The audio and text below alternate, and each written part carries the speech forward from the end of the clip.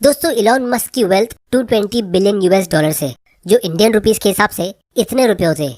मतलब अगर simple language में कहूँ तो 1.8 करोड़ करोड़। फिर इसके बाद दुनिया के सबसे अमीर लोगों की लिस्ट में थर्ड नंबर पे जिसका नाम है वो है बिल गेट्स का। इनकी वेल्थ फिलहाल 130 बिलियन यूएस डॉलर है, मतलब इलॉन से 90 बिलियन कम। जो हम सभी को पता है कि उन्होंने माइक्रोसॉफ्ट कंपनी को स्टार्ट किया और वो उसके जरिए अमीर बने। लेकिन क्या आप जानते हो, बिल गेट्स के पास अभी माइक्रोसॉफ्ट के सिर्फ 1% शेयर है। लेकिन जब माइक्रोसॉफ्ट का आईपीओ आया था 1980s में, तब उनके पास माइक्रोसॉफ्ट के 49% शेयर्स थे। और फिर जब उनकी अच्छी खासी वेल्थ क्रिएट हो गई तो उन्होंने धीरे धीरे करके अपने माइक्रोसॉफ्ट के शेयर सेल करना शुरू किए और दूसरी कंपनीज में इन्वेस्ट करना शुरू किया डाइवर्सिफिकेशन के लिए। और इसीलिए अभी उनके पास ये कंपनी के सिर्फ 1% शेयर्स बचे। लेकिन क्या आप जानते हो, अगर बिल गेट्स ने डाइवर्सिफाई नहीं किया होता और उन्होंने माइक्रोसॉफ्ट कंपनी के अपने 49% शेयर्स को होल्ड करके रखा होता तो उनकी वेल्थ फिलहाल 900 बिलियन यूएस डॉलर्स की होती और वो दुनिया के सबसे अमीर इंसान इलॉन मस्क से 3 गुना ज्यादा अमीर होते। तो क्या डाइवर्सिफाई करके बिल गेट्स ने गलती कर दी?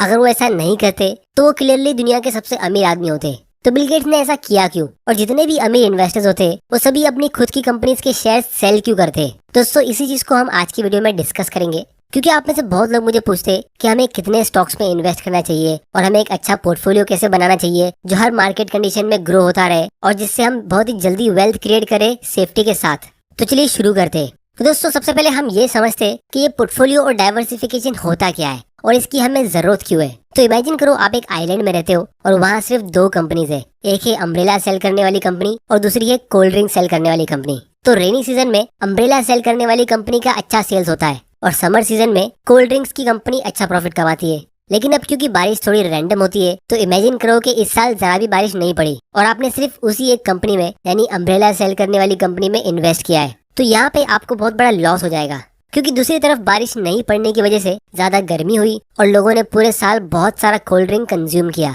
तो एक तरफ आपका लॉस भी हुआ और दूसरी तरफ जिस कंपनी में आपने इन्वेस्ट नहीं किया था उसको ज्यादा प्रॉफिट हुआ। और ये सोच के आपको अपने पर बहुत गुस्सा आता है। तो यहाँ पे अगर आप ऐसे अनएक्सपेक्टेड लॉसेस से बचना चाहते हो तो आप थोड़ा स्मार्ट प्ले कर सकते हो और आप इन दोनों कंपनी में इन्वेस्ट कर सकते हो, ताकि जिस साल एक कंपनी लॉस में रहेगी तो उसको दूसरी कंपनी आराम से कवर कर लेगी। अब दोस्तों, ये एग्जांपल सुनने में काफी सिंपल लगता होगा, लेकिन यहाँ पे हमने एक बहुत ही इंपॉर्टेंट लेसन सीखा है पोर्टफोलियो और डाइवर्सिफिकेशन का। वो है कि हमें फ्यूचर में इन्वेस्टमेंट के रिस्क को रिड्यूस करना है, क्योंकि बहुत सारे लोग डाइवर्सिफिकेशन के नाम पे ज्यादा स्टॉक्स तो खरीद लेते हैं लेकिन उनका रिस्क कम नहीं होता है। जैसे वो एक ही सेक्टर की ऑलमोस्ट सिमिलर कंपनीज में इन्वेस्ट कर लेते हैं और फिर जब मार्केट क्रैश होता है या कंट्री में खराब सिचुएशन आती है तो उनका पूरा पोर्टफोलियो लॉस में जाता है। उनके पोर्टफोलियो में 25-30 कंपनीज तो होती है और उनको लगता है कि उनका पोर्टफोलियो अच्छे से डाइवर्सिफाइड है, लेकिन वो देखते हैं कि जब मार्केट क्रैश होता है तो जिन कंपनीज में उन्होंने इन्वेस्ट नहीं किया होता है वो अच्छा कर रही होती है और उनका पोर्टफोलियो लॉस में होता है। तो इसीलिए इन्वेस्टिंग की फील्ड में ये पोर्टफोलियो सबसे इम्पोर्टेंट टॉपिक है, लेकिन इसकी सबसे कम बात होती है क्योंकि बहुत ही कम लोग सही तरह से इन्वेस्टिंग करते हैं।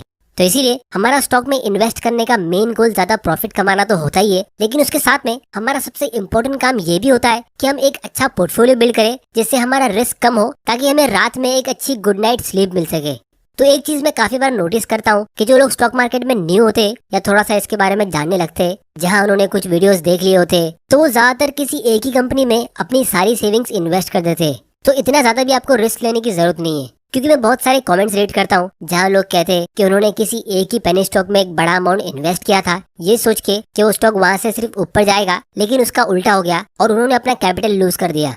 और इसकी दूसरी तरफ कुछ लोग ऐसा करते हैं कि वो एक छोटा सा अमाउंट जैसे 5,000 रुपया या 10,000 रुपया या 50,000 रुपीज वो 30-40 कंपनीज में इन्वेस्ट कर देते हैं। तो ये भी एक गलत स्टेप हो गया, क्योंकि आपकी एक कंपनी में मुश्किल से 1,000 रुपया या 500 रुपया इन्वेस्टेड होगा। तो अगर उनमें से कोई एक स्टॉक बहुत ज्यादा ग्रो भी हो जाता है तो उससे आपके पूरे पोर्टफोलियो में कुछ खास फर्क पड़ेगा नहीं। आपको खुशी तो मिल जाएगी कि एक स्टॉक 5 गुना ऊपर गया, लेकिन आपने उसमें सिर्फ 2,000 रुपया इन्वेस्ट किया था, तो उस छोटे से अमाउंट से आपकी वेल्थ क्रिएट नहीं होगी। तो इसीलिए यहाँ पे आपका पोर्टफोलियो बनाने का रूल नंबर 1 ये है कि आपको 8 से 15 कंपनीज के बीच का ही एक पोर्टफोलियो बनाना चाहिए। लेकिन ये कंपनीज आप कैसे चुनोगे और कितने टाइम में, इसको हम थोड़ी देर में बहुत ही डिटेल में समझेंगे। और जो न्यू कंपनी में आप इन्वेस्ट करते हो तो आपको उसमें उतना कॉन्फिडेंस होना चाहिए कि आप उसमें एटलीस्ट अपने पोर्टफोलियो का 10% इन्वेस्ट करते हो। फिर जब लोग इस इन्वेस्टिंग की फील्ड में थोड़े पुराने होते हैं तो वो स्टॉक्स में इन्वेस्ट करने से पहले उसकी थोड़ी रिसर्च तो कर लेते और कंपैरिजन भी करते, जैसे गूगल, अमेजोन, फेसबुक या एप्पल, इसमें से उन्हें किस में इन्वेस्ट करना चाहिए। फिर वो इन पे डिटेल रिसर्च करने के बाद भी कंफ्यूज रहते कि ये तो सभी अच्छी कंपनीज है, तो वो इन सभी कंपनीज में इन्वेस्ट कर देते। तो ऐसी सिचुएशन में आपके पोर्टफोलियो में बहुत सारे स्टॉक जरूर होंगे, लेकिन आपका रिस्क इतना कम नहीं होगा, क्योंकि जब वो सेक्टर अंडर परफॉर्म करेगा तो आपकी वो सारी कंपनी ऑलमोस्ट सेम तरीके से नीचे जाएगी, जिससे आपके पोर्टफोलियो में काफी ज्यादा इम्पैक्ट होगा। तो ये तो ऐसा हो गया जैसे मान लो आपको एक 11 प्लेयर की क्रिकेट की टीम बनानी है और आपको एक अच्छा विकेट कीपर चाहिए, तो आपने 5 विकेट कीपर चुन लिए। तो इससे आपको कुछ खास फायदा होगा नहीं, क्योंकि आपको विकेट कीपर सिर्फ 1 या 2 चाहिए। बाकी आपको एक पूरी बैलेंस टीम भी बनानी है, तभी जाके आप मैच जीत पाओगे। तो उसी तरह आपको अलग अलग सेक्टर्स की अलग अलग कंपनीज में इन्वेस्ट करना है, या फिर अगर कंपनी सेम सेक्टर में है तो आपको अलग अलग सब सेक्टर की कंपनी सेलेक्ट करना है। तो यहीं पे आपको पोर्टफोलियो बनाने के रूल नंबर 2 को फॉलो करना है कि आपको एटलीस्ट 5 से 6 सेक्टर में डाइवर्सिफाइड होना चाहिए। फिर इसके बाद अपने रिस्क को कम करने के लिए और साथ ही साथ अच्छा प्रॉफिट कमाने के लिए आप इंटरनेशनल कंपनीज में भी इन्वेस्ट कर सकते हो। जैसे यूएस में बहुत सारी अच्छी अच्छी टेक कंपनीज है, जैसे गूगल, एप्पल, अमेजोन। ये सभी कंपनीज पूरी दुनिया भर में बिजनेस करती है और ये हमारी इंडियन कंपनीज से काफी अलग है।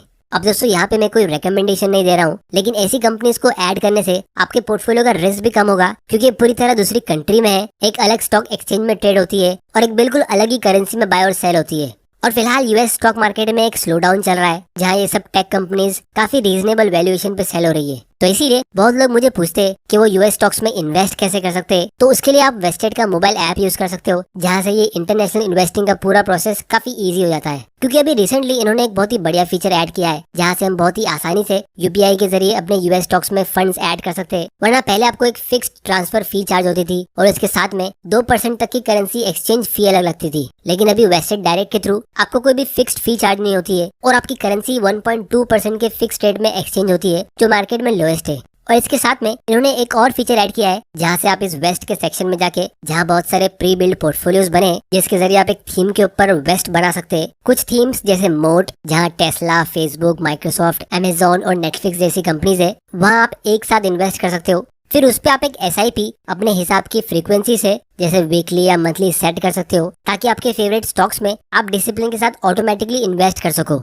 और रही बात डाइवर्सिफिकेशन की, तो वेस्टेड पे कुछ 1500 स्टॉक्स और एटीएफ्स अवेलेबल है, जिसमें आप इन्वेस्ट कर सकते हो। और अगर आप में से कुछ लोग सोच रहे होंगे कि वेस्टेड पे अकाउंट बनाने का कॉस्ट हाई होगा या फिर प्रोसेस काफी लंबा होगा, तो मैं आपको बता दूं कि यहाँ पे 0 अकाउंट ओपनिंग फीस है और 0 कमीशन है। और यहाँ केवाईसी भी बहुत आसान है, 5 मिनट के अंदर ही आपका केवाईसी का प्रोसेस पूरा कंप्लीट हो जाता है। तो आपका यूएस इन्वेस्टिंग का पूरा प्रोसेस इजी करने के लिए ये ऐप बनाया गया है। इसकी लिंक आपको नीचे डिस्क्रिप्शन में मिल जाएगी। फिर दोस्तों इसके बाद एक बहुत ही इंपॉर्टेंट पॉइंट ये है कि बहुत लोगों को स्टॉक मार्केट में इन्वेस्ट करने में प्रॉब्लम होती है। उसका सबसे मेन रीजन ये होता है कि मार्केट बहुत ही वोलेटाइल होता है, यानी बहुत ज्यादा वाइल्डली फ्लक्चुएट होता रहता है। कभी बुल मार्केट चलता है तो कभी बियर मार्केट, और लोगों को समझ नहीं आता कि उन्हें इन्वेस्टिंग शुरू कब करना चाहिए, क्योंकि एक साथ एक बड़ा अमाउंट इन्वेस्ट करना लोगों को अनसेफ लगता है। और यहाँ पे भी एक रिस्क होता है कि कहीं आप गलत टाइम पे इन्वेस्ट ना कर दो।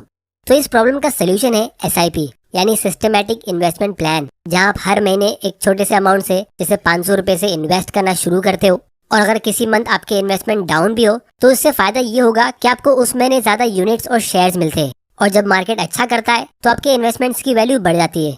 इसीलिए इसे हम टाइम डाइवर्सिफिकेशन कहते हैं, जिससे आपका रॉन्ग टाइमिंग पे इन्वेस्ट करने का रिस्क बहुत ही कम होता है। क्योंकि मार्केट कब ऊपर जाएगा या कब नीचे जाएगा, ये प्रिडिक्ट करना काफी ज्यादा मुश्किल होता है। बड़े बड़े सक्सेसफुल इन्वेस्टर भी इस चक्कर में पड़ते नहीं है। इनफैक्ट अगर आप बिल गेट्स या जेफ बेजोस की स्ट्रेटेजी को थोड़ा गौर से देखोगे, तो आपको यही पता चलेगा कि ये अपनी कंपनीज के शेयर्स को हर महीने एक फिक्स्ड अमाउंट के साथ सेल करते थे। जेफ बेजोस पिछले 15 सालों से अमेजोन कंपनी के शेयर्स हर महीने सेल करते आ रहे हैं। वो ये नहीं देखते कि चलो इस महीने मार्केट अच्छा है तो चलो अभी थोड़ा सेलिंग कर लेते। वो हर महीने कंसिस्टेंटली स्टॉक सेल करते। तो ये भी एक टाइप की एसआईपी स्ट्रेटेजी है, जिस तरह हम सिस्टमेटिकली बाय करते तो ये सिस्टमेटिकली अपने शेयर्स को सेल करते। अब दोस्तों अगर आप लोगों ने अपना पोर्टफोलियो अभी तक नहीं बनाया है, तो मैं आप लोगों को एक सिंपल एडवाइस देता हूँ कि आपको अपना पोर्टफोलियो कैसे बनाना चाहिए। सबसे पहला स्टेप है कि आप कोई सिर्फ एक कंपनी ढूंढो इंडिया की 5000 कंपनीज में से, उस पर अच्छे से रिसर्च करो, उसके बारे में हर एक चीज पढ़ो और पता लगाओ कि कौन सी कंपनी सबसे बेस्ट है, जिसका ग्रोथ का स्कोप सबसे अच्छा है और जो फिलहाल सबसे अच्छे वैल्यूएशन पे सेल हो रही हो। अब दोस्तों ये कंपनी कोई भी सेक्टर की हो सकती है, क्योंकि ये आपके पोर्टफोलियो की पहली कंपनी होगी। फिर उसी कंपनी में आपको पूरे साल इन्वेस्ट करना चाहिए, एक लॉन्ग टर्म माइंडसेट के साथ, जैसे 10-20 साल के लिए। मतलब जो भी सैलरी आप इस साल कमाओगे, आपको उसी एक कंपनी में इन्वेस्ट करना है। और इस 1 साल के पीरियड में आप उसके बारे में और अच्छे से रीड करते रहो, ताकि उस कंपनी के बारे में आपको सारी नॉलेज होगी। फिर दूसरा स्टेप ये है कि आपको अब कोई एकदम दूसरा सेक्टर पकड़ना है, जो पहली कंपनी से एकदम अलग हो। जैसे मान लो पहले आपने एफएमसीजी सेक्टर की कंपनी चुनी थी, तो इस बार दूसरा सेक्टर आप एनर्जी सेक्टर ले लो या आईटी सेक्टर ले लो। फिर इस सेक्टर को आप समझने की कोशिश करो और अगले 1 साल तक आप इसमें से सबसे बेस्ट कंपनी ढूंढ के निकालो और उसी में इन्वेस्ट करो। और इसी तरह आपको ये प्रोसेस कुछ सालों तक करना है, जिससे आपकी लाइफ टाइम में आपके पास एक बहुत ही बढ़िया पोर्टफोलियो होगा और उस पोर्टफोलियो की हर एक कंपनी में आप कॉन्फिडेंट रहोगे, क्योंकि वो सबसे बेस्ट में से बेस्ट कंपनी होगी। तो इसीलिए फाइनली मैं सिर्फ इतना ही कहूंगा कि अगर आप किसी भी बड़े बड़े इन्वेस्टर्स को देखते हो जिनके पास बहुत सारी कंपनीज होती है, तो उन्होंने वो इतने सारी कंपनीज का पोर्टफोलियो रातों रात नहीं बनाया होता है। वो पोर्टफोलियो उन्होंने लाइफ टाइम में बिल्ड किया होता है। और जब भी वो कोई एक कंपनी को बाय करते तो उस पर काफी लंबी रिसर्च करते, 6 महीने या साल भर तक, तब जाके उसे खरीदते। फिर चाहे वो इलॉन मस्क हो या बिल गेट्स हो या जेफ बेजोस, ये लोग वर्ल्ड की अच्छी कंपनीज को ओन भी करते और अपनी कंपनीज के साथ दूसरी